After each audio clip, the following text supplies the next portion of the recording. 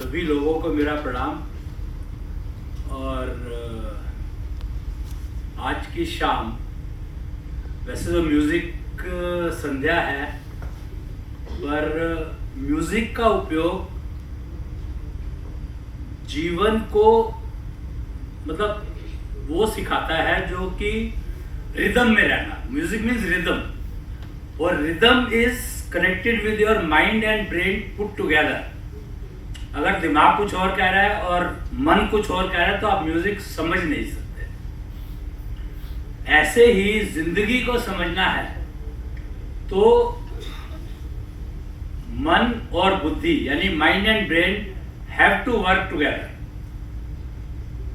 क्या होता है, बेसिक प्रॉब्लम आ रही है कि पेरेंटिंग, हमारा जो मेरा आज का टॉपिक है वो है कि पेरेंटिंग एंड चिल्ड्रन, उनमें आपस में जो बातचीत होती है वो बातचीत हो रही है, बातचीत तो हो रही है, पर are they able to understand. जो गैप है उसका, उस गैप को कम कैसे किया जाए। आवाज ठीक आ रही है क्या? गूंज तो नहीं रही? ठीक आ रही, सही है, ठीक है। हमने देखा, देखो हम बेसिकली हमारी टीम है time clock museum and research centre पे। हम लोगों का एक इंस्टीट्यूट है time clock museum and research centre, और हम लोग टाइम पर रिसर्च करते हैं। अब टाइम पर रिसर्च करने का मतलब क्या हुआ कि सोसाइटी इज ए फैब्रिक, और उसमें जब डैमेज हो जाता है तो जनरेशन गैप आ जाता है, और generation gap is very very dangerous for society to survive. और उस गैप को एलिमिनेट हमें करना ही होगा, वी हैव नो चॉइस। और उसके लिए music is a very good support, but that support can be useful only when you are able to understand what they are trying to convey. और वो तभी समझ में आएगा जब हम पहले अपने माइंड एंड ब्रेन को सिंक में लाना सीखें। पेरेंट्स को बच्चों की भाषा समझ में आती नहीं है, और बच्चे कहते हैं कि हम तो इतनी सिंपल सी बात कह रहे हैं, उतनी बात को आप मेरे को क्यों नहीं बता पा रहे। क्या होता है, एक लेवल होता है ना, 10th क्लास के बाद बच्चों को सब्जेक्ट चुनना होता है। तो 10th क्लास तक उसने जो कुछ भी सीखा समझा उसका तो पता नहीं, पर जब 11th क्लास में उसको एक ब्रांच चुननी है कि साइंस में जाना है या कॉमर्स में जाना है या आर्ट्स में जाना है या म्यूजिक में जाना है, किस डायरेक्शन में जाना चाहता है, this is the time when he needs guidance. बच्चों को गाइडेंस चाहिए। पेरेंट्स कहते हैं, बच्चे कहते हैं कि जी मुझे अब कहाँ जाना चाहिए ये बताओ। पेरेंट्स पूछते हैं आपका इंटरेस्ट क्या है। अब बच्चा बेचारा कैसे बताएगा कि मेरा इंटरेस्ट क्या है। इंटरेस्ट में हॉबी आ गई, इंटरेस्ट में उसका स्टेमिना बिल्डिंग स्पोर्ट्स आ गया, कुछ ना कुछ बच्चे खेलते ही रहते हैं हर समय। फिर कुछ पढ़ रहा है तो उसमें 10 सब्जेक्ट पढ़ाए जा रहे हैं, उसमें से कौन सा सब्जेक्ट उसको पिक करना चाहिए, किस में इंटरेस्ट है। नंबर देखो, हर एक सब्जेक्ट में 90% नंबर आ रहे हैं उसके, तो हाउ विल ही चूज। वो बच्चा चुनेगा कैसे कि मेरे को किस सब्जेक्ट में जाना चाहिए। उसके लिए उसने पिताजी से पूछा कि मेरे को किस सब्जेक्ट में अब जाना चाहिए, मेरे को ब्रांच चुननी है। तो वो कहते हैं बेटा आप जो ब्रांच चुन लो हम आपको सपोर्ट करेंगे। बच्चा कहता है सर मेरे को सपोर्ट नहीं, मुझे पहले ब्रांच चुनने में सपोर्ट चाहिए। वो कहते हैं आप सर्च करो, गूगल है आपके पास, इतना सारे इंफॉर्मेशन के सोर्सेज है, तो सर्च देम, ढूंढो उसमें से। अब वो बच्चा सपोर्ट नहीं मांग रहा है, वो गाइडेंस मांग रहा है, और पेरेंट्स उसको गाइड कर नहीं पा रहे। और क्या कहा जाता है उसको, मार्केट में एक नाम दे दिया जनरेशन गैप। भाई जनरेशन गैप तो रहेगा ही। बच्चे जब आते हैं, फैमिली जब मैरिज होती है और बच्चे आते हैं तो उससे वो 20 साल का जो डिफरेंस है, 25 साल का डिफरेंस है, वो तो रहेगा ही ना। तो उसको जनरेशन गैप कह के काम तो चलेगा नहीं।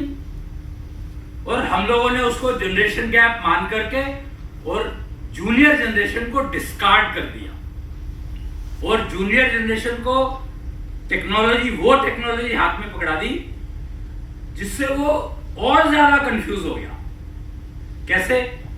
गूगल पे उसने सर्च किया, चलो मैं इंजीनियरिंग करना चाहता हूँ, मेरी एक एम है कि मैं इंजीनियर बन जाऊँ। इसमें ना वो एक मूवी आई थी 3 इडियट्स, अगर आप सबने देखी होगी, आई एम श्योर। उसमें क्या दिखाया है कि 3 साल इंजीनियरिंग में वेस्ट करने के बाद दे रियलाइज कि अरे फोटोग्राफी मेरे को करनी चाहिए थी and I am good at it. तो 3 साल को छोड़ करके वो फोटोग्राफी का सेशन लेने के लिए जो भी उसको मिला वो चला गया वहां। क्यों? क्योंकि उसको गाइडेंस नहीं मिली जब मिलनी चाहिए थी, और एडमिशन तो उसने इंजीनियरिंग में ले लिया, तो मतलब उसकी कैपेबिलिटी तो थी।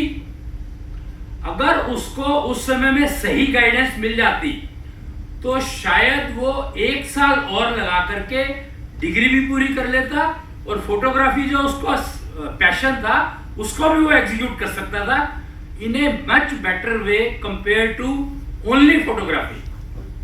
क्यों? कैमरा हैंडल, अब म्यूजिक इंस्ट्रूमेंट की बात करते हैं हम लोग, म्यूजिक में इंस्ट्रूमेंट के बिना तो म्यूजिक होता नहीं है। इंस्ट्रूमेंट को ट्यून कर, मैंने देखा विक्रम जी को अभी धारेच में एक इनकी वर्कशॉप थी, तो मुझे भी मौका मिला उसको अटेंड करने का। तो मैंने देखा कि वो तबले को ट्यून करने में उन्होंने कम से कम आधा घंटा लगाया होगा, इतनी उससे कर रहे थे उसको ट्यून। तो फोटोग्राफी में कैमरा अगर सेट करना नहीं आया आपको, या कोई प्रॉब्लम आ गई, उसको आप ठीक नहीं कर सकते। इंजीनियरिंग ब्रांच कर रहे हो, उसको आपने 3 साल में छोड़ दिया, 4था साल पूरा नहीं किया, तो वो जो कैमरे में जो प्रॉब्लम आई है उसके लिए आपको मैकेनिक के पास भागना पड़ रहा है। तो इसका मतलब क्या हुआ कि वहां पर भी उसको गाइडेंस सही नहीं मिली। उस मूवी में जो मैसेज दिया गया वो ये दिया गया कि भैया जो तुमने जितना कर लिया उसको तो वेस्ट समझो तुम, जबकि कोई भी काम आपने किया है आपको वेस्ट तो कुछ होता नहीं है।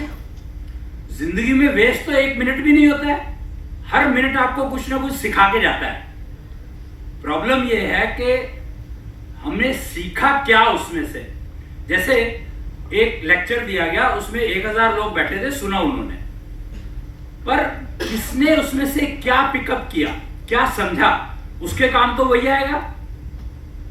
इमेजिन कि अगर आपका माइंड एंड ब्रेन सिंक्रोनाइज्ड है तो फिर आप वो समझोगे जो कहा गया है, उसमें से फिर आप पिकअप नहीं करोगे, तो उसमें मैसेज आपको 100% मिलेगा।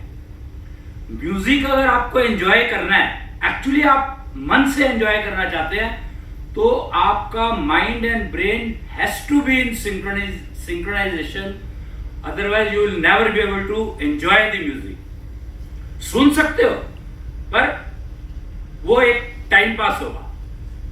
और जब म्यूजिक का जब आनंद आता है ना, वो कहते हैं 6-6 घंटे कंटिन्यूअसली, बांसुरी वाले कुछ दोस्त हैं हमारे, तो ऐसे जब बजाने लगते हैं ना बांसुरी, तो 6 घंटे कब निकल गए पता नहीं लगता।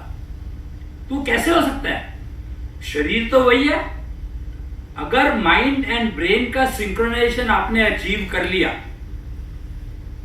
तो फिर आपको टाइम का पता भी नहीं लगेगा कहां हुआ। कोई प्रोफेशन में आप चले जाओ, you will succeed everywhere.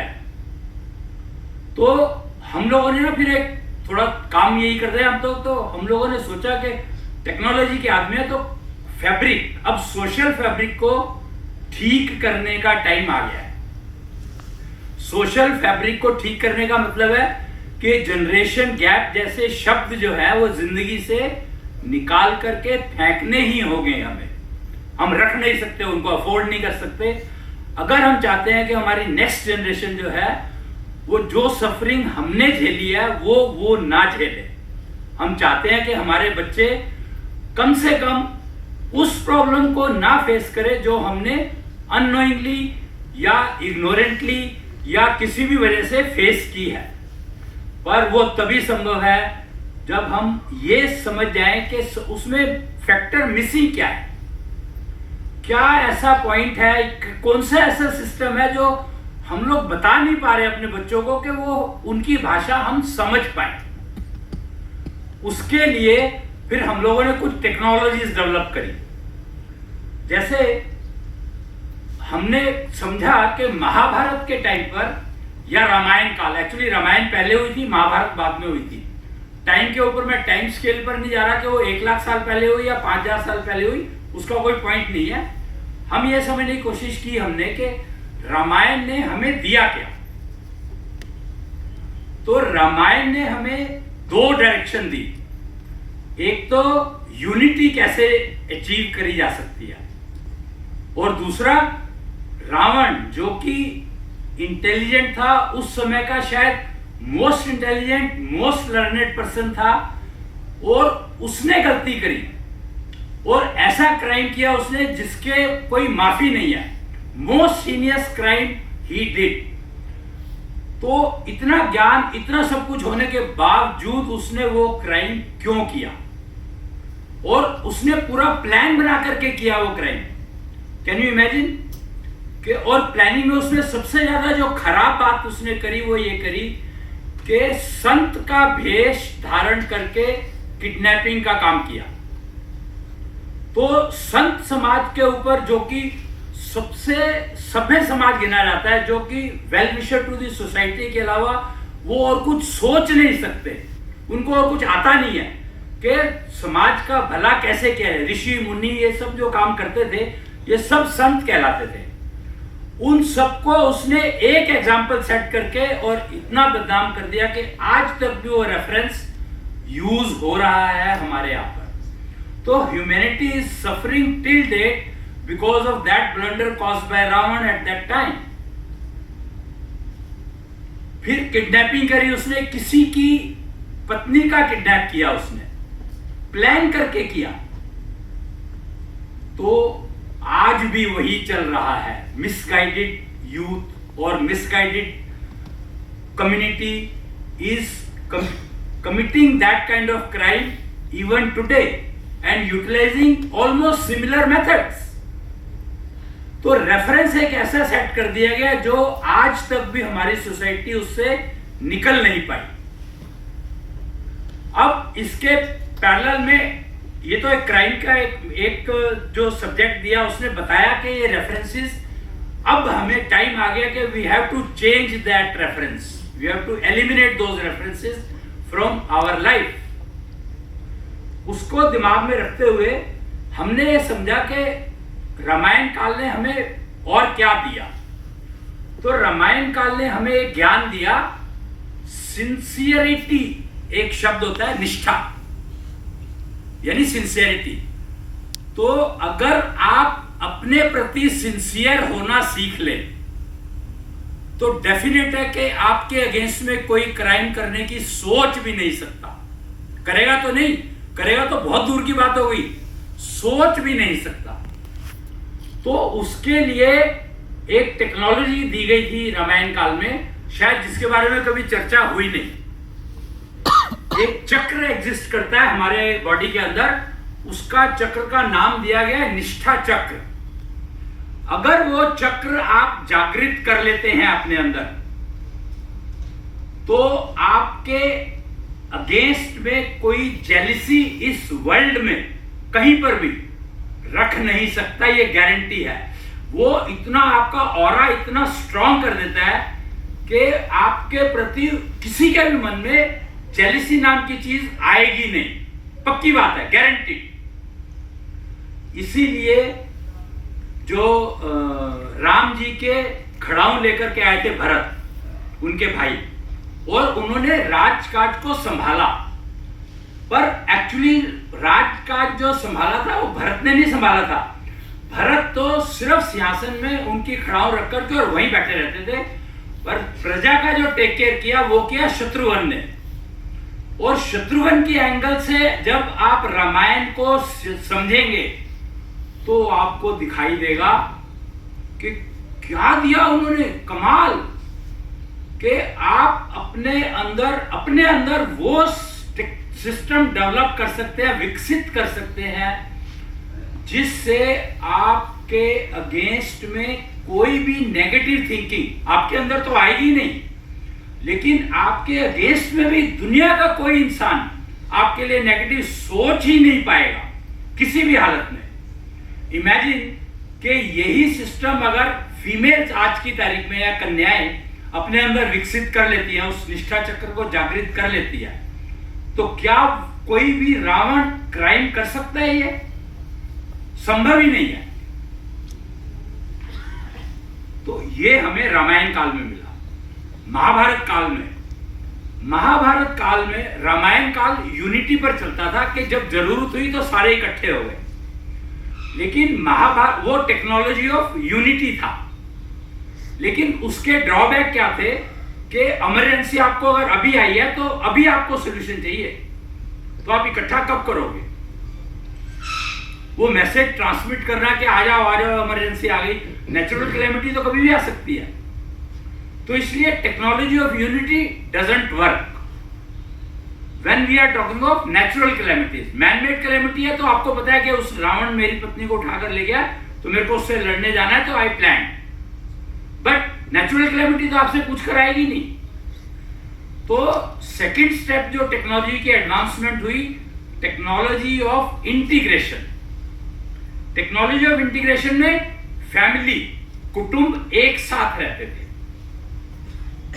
Kaurava Pandav, भाई भाई, चाचा ताऊ एक फैमिली की तरह से रहते थे। अब टेक्नोलॉजी उसमें इमरजेंसी आई है तो anybody can take care. Family integrated होती है तो आपको कोई भी मेडिकल इमरजेंसी या किसी भी तरह की कोई इमरजेंसी आ जाएगी तो it can be taken care of, क्योंकि कोई ना कोई अवेलेबल होगा आपके पास हर समय। पर उसका नुकसान क्या हुआ?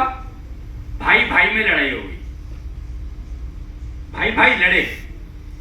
तो ऐसे इंटीग्रेशन का फायदा क्या जिसमें भाई भाई एक दूसरे के दुश्मन हो जाए? और रिजल्ट महाभारत हुई।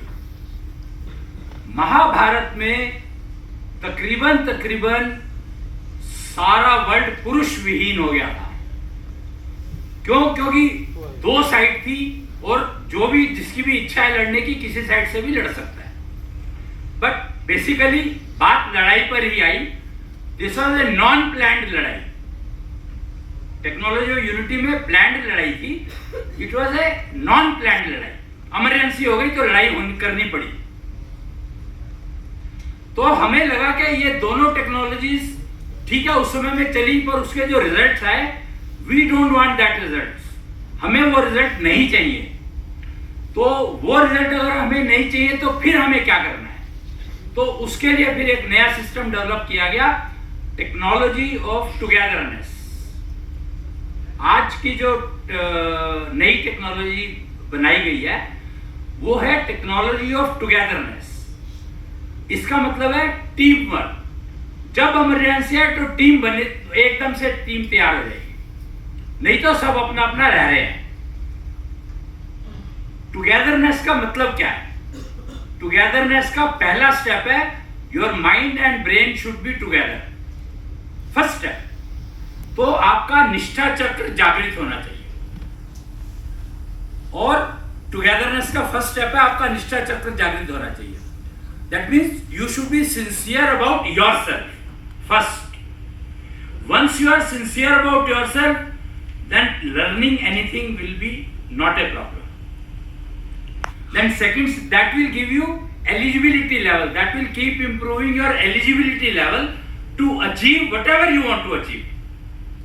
भाई आज आपने मान लो इंजीनियरिंग में मैकेनिकल इंजीनियरिंग की डिग्री करी, और जब तक आपने डिग्री करके बाहर निकले तो पता लगा कि आईटी का डिमांड ज्यादा है और मैकेनिकल इंजीनियरिंग की डिमांड ऑलमोस्ट खत्म हो गई। तो अब आप क्या करोगे? Upgrade yourself to IT. क्या प्रॉब्लम है उसमें? तो अगर आपका एलिजिबिलिटी लेवल ठीक से मेंटेन है तो आपको मैकेनिकल को ही आप इलेक्ट्रॉनिक्स में, आईटी में बहुत जल्दी कन्वर्ट कर पाओगे। तो लर्निंग एफिशिएंसी आपकी बहुत ज्यादा इंप्रूव हो जाएगी। यानी जो चाहे आपने मैकेनिकल में 4 साल में सीखे, आईटी के अगर सीखते तो भी 4 साल लगते, अब आप मैकेनिकल के बाद आईटी सीखने में आपको ज्यादा से ज्यादा 3 महीने लगेंगे। तो imagine the kind of efficiency you have achieved. दूसरा पैरामीटर है एफिशिएंसी। 2 पैरामीटर चाहिए होते हैं लाइफ को चलाने के लिए, एक एलिजिबिलिटी और एक एफिशिएंसी। एफिशिएंसी इंप्रूव करो तो you can acquire eligibility faster.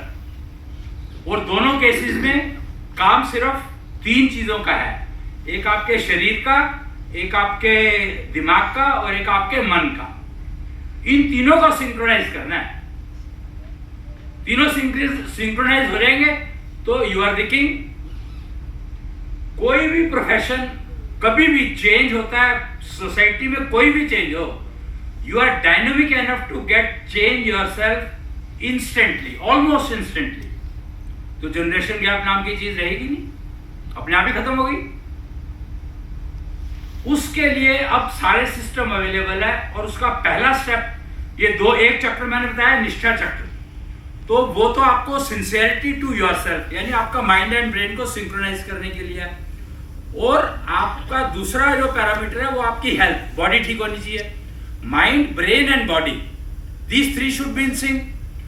तो तीसरे के लिए जो बॉडी को अगर हमें ब्रेन के साथ और माइंड के साथ सिंक करना है तो उसके लिए आपके पास एक ही सिस्टम है, वो है ब्रीदिंग। निष्ठा चक्र, सिंसियरिटी के लिए यू हैव हार्ट बीट, उसको यूज करना है, और ब्रीदिंग यूज करनी है बॉडी को सिंक करने के लिए माइंड एंड ब्रेन के साथ। तो पहला स्टेप हम लोग सजेस्ट करते हैं कि आप अपनी ब्रीदिंग को, क्योंकि हार्ट बीट को आप कंट्रोल नहीं कर सकते, लेकिन ब्रीदिंग आपके हाथ में है।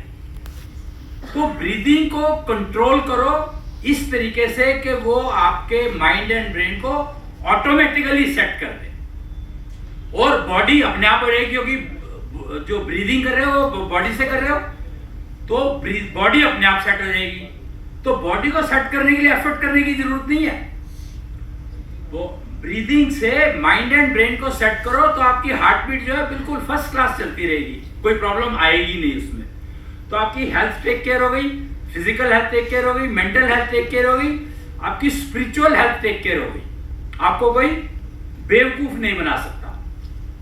तो ब्रीदिंग में क्या करना है? ब्रीदिंग में दो पैरामीटर है, एक है सांस लेने और छोड़ने का समय, inhale time and exhale time, और एक है इनहेल की स्पीड, सांस लेने की गति, यानी speed of inhale and speed of exhale. तो कबीर जी ने कहा है कि सांस लेने और छोड़ने का समय बराबर होना चाहिए, पर यह बराबर होता नहीं है। हमने बहुत ट्राई किया, भक्ति कहा गया है। कबीर जी ने कहा है भक्ति का मतलब है कि आपके सांस के लेने और छोड़ने का समय अगर बराबर हो जाता है तो आपकी भक्ति ऑटोमेटिक हो जाएगी। और आज की तारीख में भक्ति किसी से होती नहीं है, ये सब जानते हैं। कारण उसका एक है कि आपका सांस लेने और छोड़ने का समय बराबर हो नहीं सकता। Practically it is not possible. तो हमने कहा जो चीज practical, we are talking about technology, तो प्रैक्टिकल होनी बहुत जरूरी है। तो हमें समझ में आ गया कि भैया इसके ऊपर एफर्ट करना बेकार है। 3 दिन हम लोगों ने कोशिश की और उसको रिजेक्ट कर दिया कि हम नहीं करेंगे ये काम, तो भक्ति हमें करनी नहीं है। दूसरा स्टेप है कि स्पीड को हम कंट्रोल कर सकते हैं। सांस लेने और छोड़ने, प्राणायाम में सिखाते हैं ना, वो कई तरह के तरीके बताते हैं। तो प्राणायाम की एक समस्या ये है कि अगर आपने जरा सा भी गलत कर दिया तो नुकसान होगा आपको। तो हम लोगों ने सोचा प्राणायाम करीब 20 तरह के प्राणायाम होंगे, तो कौन सा प्राणायाम किसको सूट करता है ये ढूंढना बड़ा मुश्किल काम है। तो हम लोगों ने फिर एक सिस्टम डिवाइस किया और सोचा कि यार प्राणायाम करना ना मुश्किल काम है, क्योंकि एक सुबह उठ के करो, खाली पेट करो, उसका कंडीशंस बहुत है। तो क्यों ना हम अपनी ब्रीदिंग प्रोसेस को ही ऐसा कर ले जो हम कभी भी कर सके। अगर ऐसा हो जाता है तो फिर तो ये अल्टीमेट हो गया। तो हम लोगों ने फिर इस प्रोसेस को डिफाइन किया, डिजाइन किया, डेवलप किया और यूज करके देखा। तो मैं आपको सांस लेकर के दिखाऊंगा, एक सांस लेके दिखाऊंगा, मुझे ध्यान से देखिएगा। चाहो तो वीडियो बना लो, क्योंकि घर में जाके दोबारा देखना ही पड़ेगा। सांस कैसे लेना चाहिए, कैसे ले रहे हो वो अपने आप आ रहा है, पर कैसे लेना चाहिए इसका अभ्यास करना है आपको। तो आपका mind and brain and body synchronisation में अपने आप आने लगेगा, गारंटी है। तो एक सांस लेकर दिखाऊंगा, मेरे ध्यान से देखिएगा।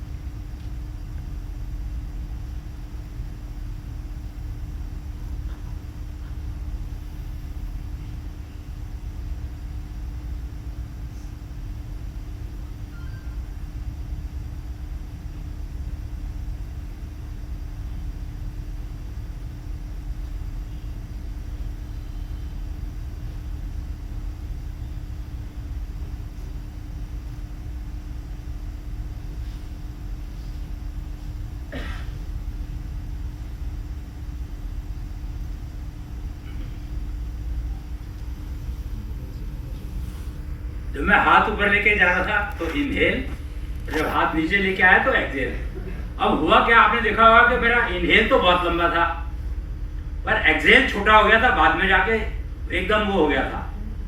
तो हुआ क्या, अब क्या हो गया, मैं उस स्टेज पर पहुंच गया हूं कि इनहेल में जितना एयर अंदर जाती है तो उसमें ऑलमोस्ट 60-70% जो है ना मेरी बॉडी कंज्यूम कर लेती है, तो मेरे पास छोड़ने के लिए बचता कुछ नहीं है। अब फर्क समझे?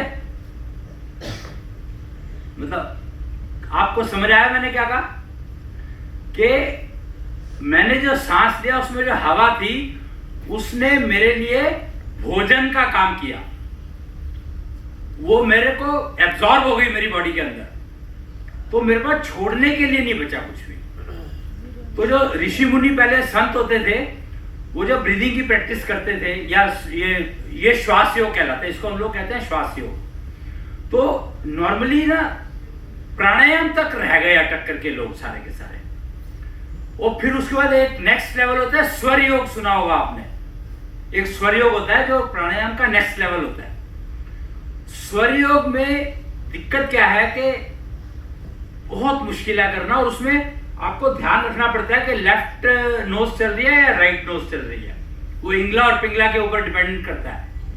लेकिन जब श्वास योग की बात करते हैं तो आपको कुछ सोचना ही नहीं है, कुछ समझना ही नहीं है, सिर्फ इनहेल और एक्सहेल ये प्रैक्टिस करनी है। 10 मिनट की प्रैक्टिस आप सुबह और 10 मिनट की प्रैक्टिस अगर शाम को कर लो तो 40 दिन के अंदर अंदर आप अपने अंदर इतना चेंज पाएंगे कि आप सोच नहीं सकते,